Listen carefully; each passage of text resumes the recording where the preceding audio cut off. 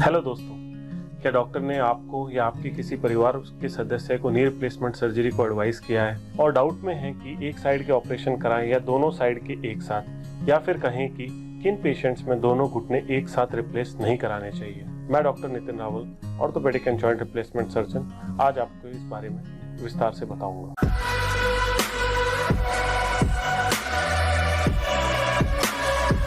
एक healthy person जिसकी उम्र 65 से कम हो और जिसमें कोई भी कोमॉर्बिडिटीज नहीं है, ऐसे पेशेंट में एक साथ दोनों घुटनों की सर्जरी एडवाइस की जा सकती है। किन पेशेंट्स में हम दोनों नी रिप्लेस की सर्जरी एडवाइस नहीं करते हैं, ये काफी फैक्टर्स पे डिपेंड करता है, जैसे कि पेशेंट की एज। जिन पेशेंट्स की उम्र 70 से ज्यादा होती है, इस एज में बोन तो ज्यादा वीक होती ही है, प्लस बीमारियों से लड़ने की क्षमता कम हो जाती है क्योंकि उनकी इम्यूनिटी कम रहती है। दूसरा फैक्टर है कोमॉर्बिडिटीज। जिन पेशेंट्स में एक से अधिक बीमारियां हैं, जिनसे उनके इन्फेक्शंस के चांस बढ़ जाते हैं या रिकवरी स्लो हो जाती है। और ऐसी कौन सी बीमारियां हैं?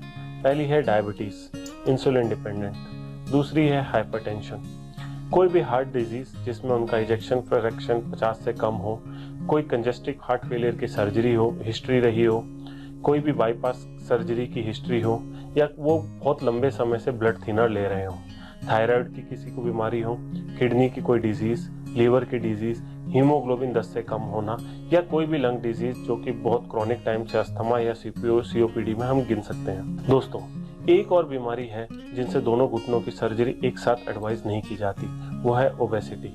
काफी लोग इसे बीमारी नहीं समझते, बट बीएमआई जिनका भी 40 से ज्यादा है, उन पेशेंट में बायलैटरल टीकेआर कराना एडवाइजेबल नहीं है।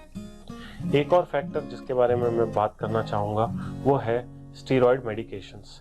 जो भी पेशेंट काफ़ी समय से स्टीरॉयड मेडिकेशन पे हैं, चाहे वो रूमेटॉइड आर्थराइटिस यानी कि गठिया के लिए खा रहे हों, या कोई भी लंग डिजीज जैसे कि अस्थमा या सीओपीडी, इन पेशेंट्स में इम्यूनिटी कम हो जाती है, जिसके कारण इन्फेक्शंस के रिस्क काफ़ी हाई रहते हैं।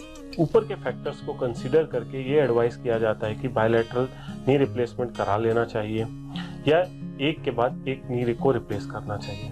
दोस्तों, ये चॉइस आपके ऑर्थोपेडिक सर्जन की रहेगी। जहाँ तक मेरा मानना है और जो मेरी प्रैक्टिस है, उसमें ज़्यादातर पेशेंट्स यूनिलैटरल नी रिप्लेसमेंट्स के ही बन पाते हैं, बिकॉज उनकी कोमॉर्बिडिटीज, उनकी एज और उनके बाकी फैक्टर्स को कंसिडर किया जाता है। एक नी रिप्लेसमेंट के बाद दूसरा नी रिप्लेसमेंट सर्जरी के बीच में 1 से 3 महीने का गैप करा सकते हैं। ऐसा भी नहीं है कि आप सोचें कि एक नी रिप्लेस करा लिया और 5 दिन के बाद आप दूसरा नी रिप्लेस करा लेंगे। ऐसा भी नहीं है। एक नी रिप्लेसमेंट के बाद फुल रिकवरी आने में 1 महीना तक लग जाता है। उसी के बाद दूसरे नी रिप्लेसमेंट सर्जरी के बारे में सोचना चाहिए। इससे ज़्यादा अधिक जानकारी के लिए नीचे दिए हुए नंबर पर आप मुझे अपना एक्सरे, MRI या अपना क्वेश्चंस भेज के अपने डाउट क्लियर कर सकते हैं।